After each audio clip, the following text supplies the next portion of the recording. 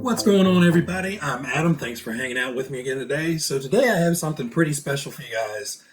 This is something that I wasn't shopping for, I wasn't expecting, kind of came out of the blue, and I'm super, super excited to have it.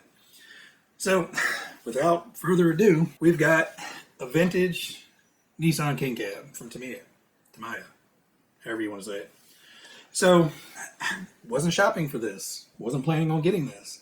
So for you sharp-eyed guys out there that watch a lot of YouTube, you may recognize this truck from another YouTube channel about a little over a month ago, starting its own video at a skate park. So how did I end up with it?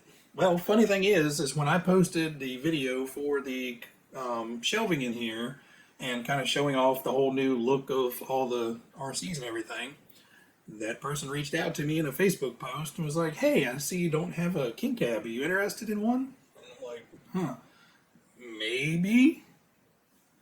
Wouldn't happen to be the one that was on your YouTube channel recently. He goes, "Yeah, it's that one." And then next thing you know, we're talking about price and shipping and all that stuff, and it is now mine. It escalated quickly. I was actually riding around with my wife in town on a Friday evening, talking about, negotiating prices and stuff as I'm texting along, trying to talk with him. But if you guys don't know, this is from Ampro Engineering. This is his King Cab that he's had for at least 5 or 6 years now, if not longer. And this is one of his truck that he based all of his parts off of, making it for the King Cab and the Monster Racer. So this actually has a bunch of his parts on it, and they're going to stay on it. Like I said, I wasn't in the market to buy a King Cab, but the opportunity presented itself, and it's not every day you're going to buy something that was used as a test bed to build custom 3D printed parts and upgrades for. It just has an awesome story. So I will quickly go through a bunch of stuff with you, and then we'll talk about my plans for it. So the body is a Team Blue Groove free production body. If you can see the blue tape, don't mind that. I'm actually gluing the roll bar in kind of permanently. It was previously just like hot glued in there, and he made me aware that that wasn't permanently affixed. So that's going in kind of more permanent.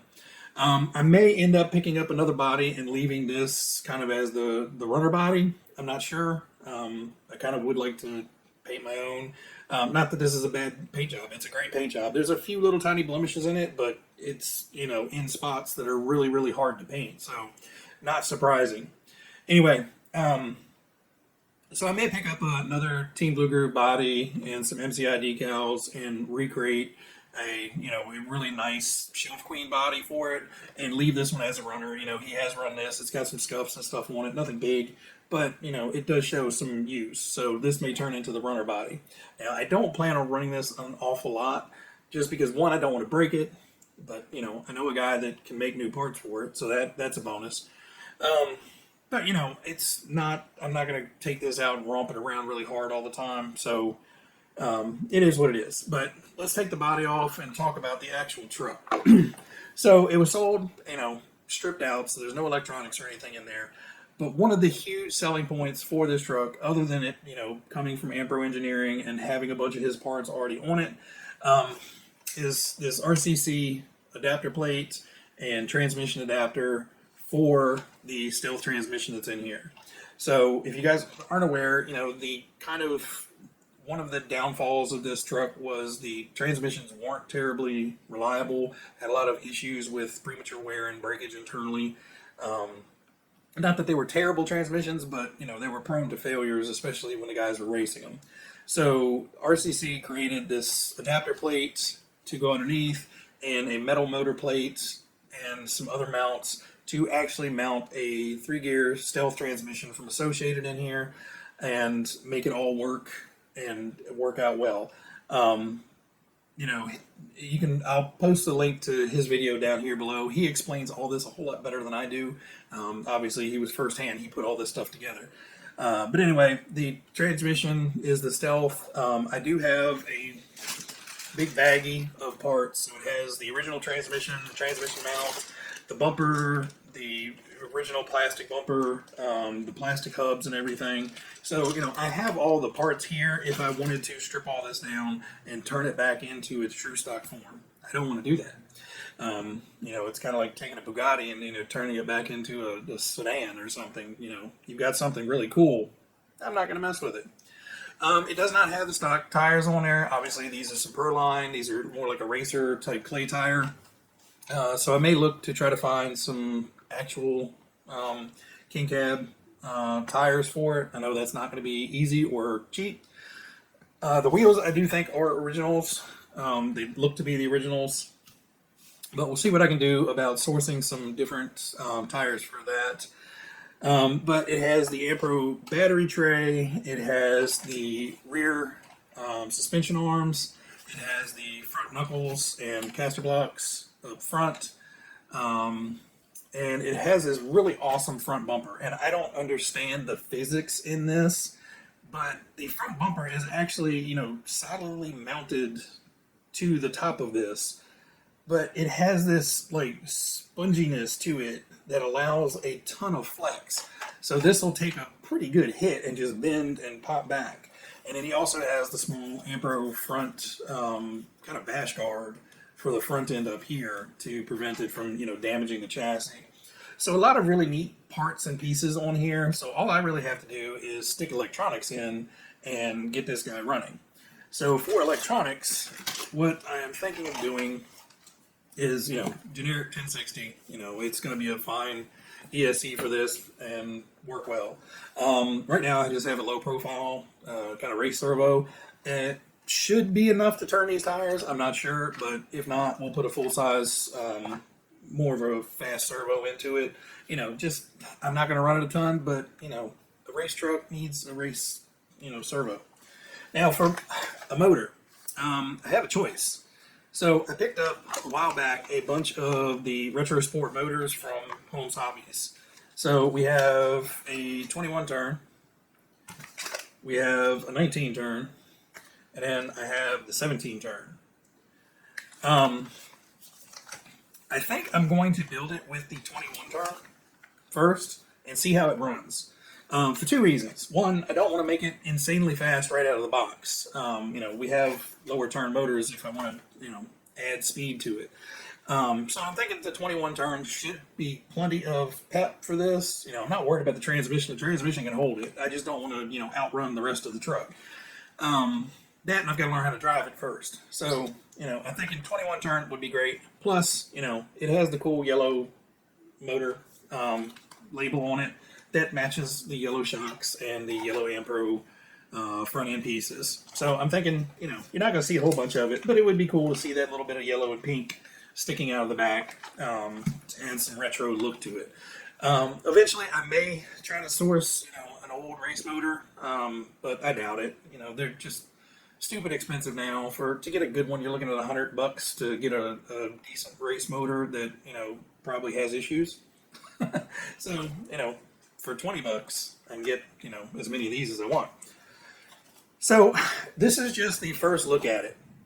So what I'm going to do is I'm going to stop the video now. I'm going to go through and actually start putting the electronics in here, getting everything wired up and ready to run, and then we're going to come back to it and take a look at it then. I may try to sneak in some running video, but I think this one's just going to be, the introductory to, how I got this truck and what it is.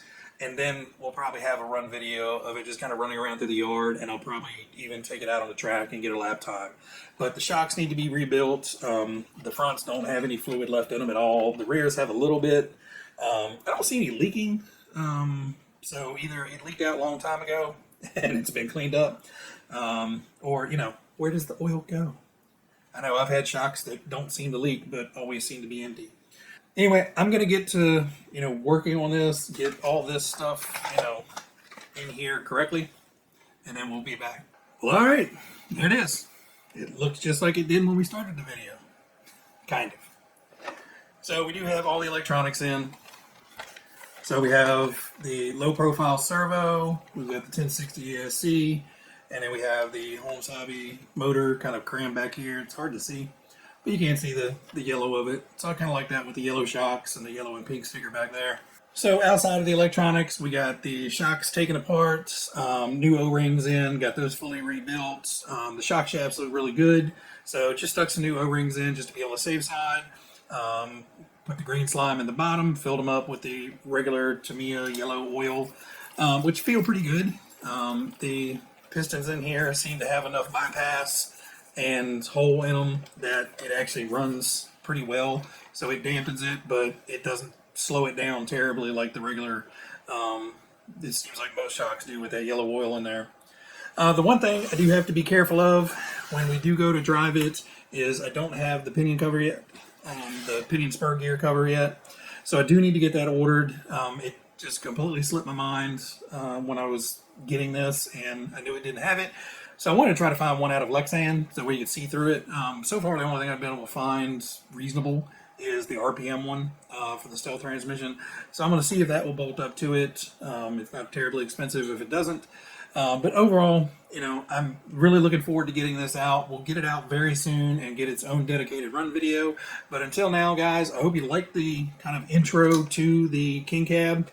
I'm really excited to have it. Like I said, it's something you're not going to come across every day. Plus, this has some backstory and, you know, a little bit of history to it and everything, because, you know, he's had this for a while, did all the engineering and everything. And I have to say, if you guys have one of these, get his 3D printed battery compartment. Oh my God, that is just that 2 thumbs up, dude. That works super well. The front bumper is also, you know, bizarre to me. It's hard plastic up here, but then it's like a flexible plastic down here, but it's all printed in one piece, and it just kind of baffles my brains. But that works really well. It has a nice bit of impact absorption and flex to it, where it's just not going to snap off. I'm sure if you ran it straight to a tree, you may have issues, but you're going to have a whole lot of issues from there back as well.